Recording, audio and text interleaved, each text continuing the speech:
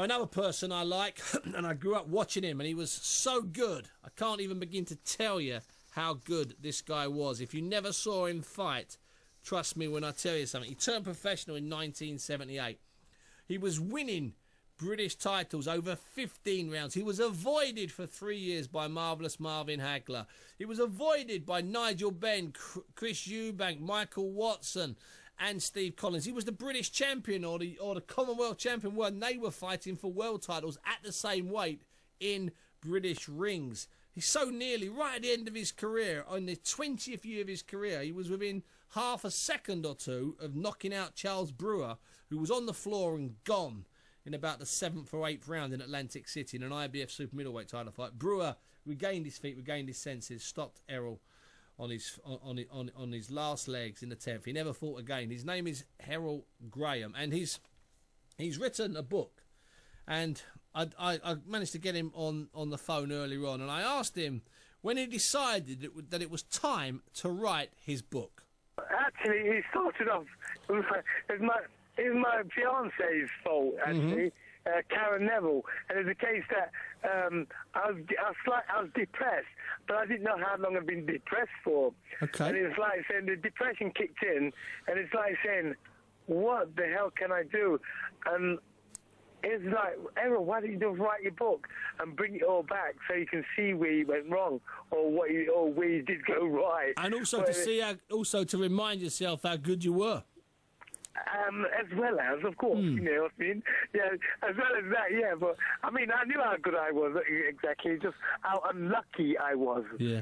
You didn't, you know, you're absolutely right there, Errol. You didn't have a lot of luck, did you, really? No, I mean that nicely. No.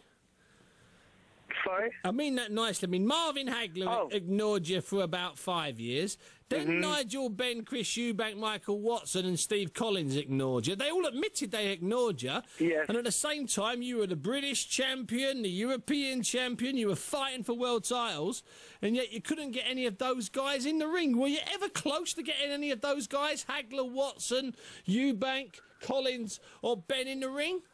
No chance.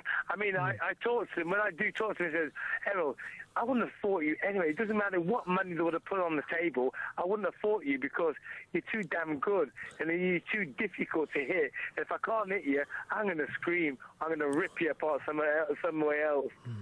So there's no way would they have fought me. No. I mean, it's all very well laughing about it, but, you know, you were sort of unbeaten British champion and unbeaten Commonwealth champion when these guys, you know, Benn and Eubank and whatnot, were fighting for versions of the world title when you were the best middleweight in the country. I mean, I thought that was wrong at the time, but looking back on it, it just seems criminal. It is criminal, it's wrong, but it's the sport of which I was in, right? It's like saying getting bums on seats, all about bums on seats. Yeah. And if they didn't want the fight, then they weren't going to go to it. But it was a fight, you know, waiting to happen, really, and there would have been big money from it as well, from anybody's perspective, in the sense that it's a fighter, they're the fighters, and I'm the boxer, fairy toes, you know. And like Twinkle Toes used to call me. So it'd have been a good fight.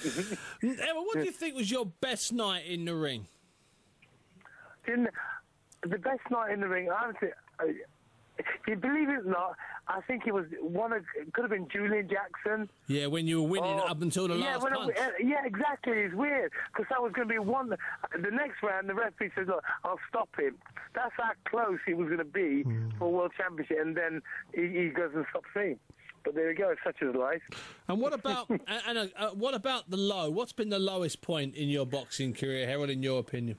The lowest point in my boxing career, I think, is I say boxing career, is like when I lost it, when I lost the World Championship fight in Atlantic City. The last one against, because you had him on the floor, you had him beaten, and then you just seemed to. Then I got caught on my chin. Good night, Harold. It wasn't to be. It was not just. It wasn't to be. And that was one of my worst moments of my life, I think, really. But I know that, you know, I think, you know, you were treated unfairly and you never got the breaks, but do you have any regrets about anything, Errol? About anything you actually did? No, I don't have regrets at all. I don't have the regrets is the arguments which I had with Brendan Ingle, Yeah. and the arguments which I have with Barney Eastwood. They were probably my biggest regrets, because it's a case of if everything would have been nice and tidy there, I might have just got through a hard place in my career and won a world championship with them. Because that was that 1989 fight with Mike McCallum, which you lost on a split, and you didn't fight the way you would have trained. If you didn't fight the right way, or didn't fight the way you would have had you still with Brendan. Have you spoken to Brendan or Barney since? I've spoken to Brendan, and like now, it's like with this book launch. I've seen his son today, and he's saying, I hope your dad comes along. So I want to sever the ties, in a sense. Well, not sever the ties. Create a new friendship somehow. Well, you know what? If Bomber Behind the Laughter manages to reunite you after all these years with Brendan, and there's a picture, because I'm going to be up in Sheffield tomorrow at the book launch. If you two are there arm in arm, that will make it be a bit emotional. Actually, I'm getting all emotional now thinking about it. Hey, I have been emotional. I had the interview today. I was in tears almost. Really? Oh. I say almost. I was in tears. And tears coming from my eyes, really, truly. Just going the memories are still strong. Oh. Really. When you lost that split decision, which is still a controversial decision, to Mike McCallum, okay? Yes. In his next two fights, he beat Steve Collins and stopped Michael Watson. You know that, don't you? I know. Oh, man. I know. It's so... I mean, of course, I would say this, but I thought I won it. But because he was the champion in his two split decision, and he was a good champion, I thought I won it, and oh, geez, it's just so too close for comfort. Listen, I'm going to ask you to remember this fight for me, because I always love it when I see this. A 15-round decision that you won in Lagos, Nigeria, against Hunter Clay back in 1982. Tell me about that trip. Who was on that trip with you? But that's Brendan. Brendan was it? Yeah, Brendan was there, and it's like saying he was really hostile over there. I bet it was. Really, I'm telling you, they had witch doctors in the corner, all sorts of stuff. And I'm not joking. I believe you. They had witch, and they tried to do all the spooking me, but no way. They couldn't do that. I was spooky. But the thing is, I reckon you must have won 25 of those 15 rounds to get the decision against the Nigerian in Lagos. Oh boy. Yeah. Oh no, come on, 25 and a half at least. 25 and a half. Let me ask you this question before I let you go. The book's called Bomber Behind the Laughter. It's available on Amazon and certain Waterstones. Let me ask you this, Harold. Who was the best man you ever boxed? Either you beat him or you lost to them. But who was the best man you ever boxed, in your opinion? Believe it or not, the best man is the body snatcher. McCallum. Mike McCallum. Oh, wow. Mike McCallum. Honestly, he's a nice guy as well. Very courteous, very, very nice guy. Very nice guy.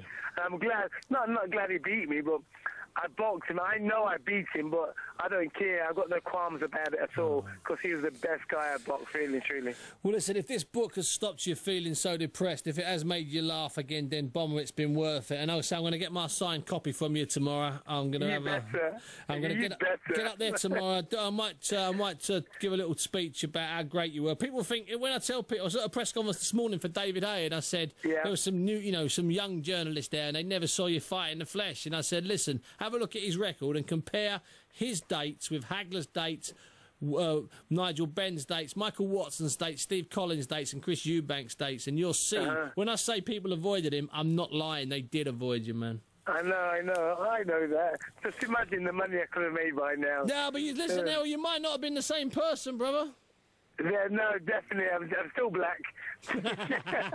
Listen, it doesn't matter how much you make, you can't stop being black, I can assure you. Listen, It's true. Errol, listen, thanks very much indeed. I'll see you tomorrow. Okay, then. Cheers. I'll see you tomorrow. Errol Bomber Graham. The book's called Bomber Behind the Laughs. Tom has sent an email.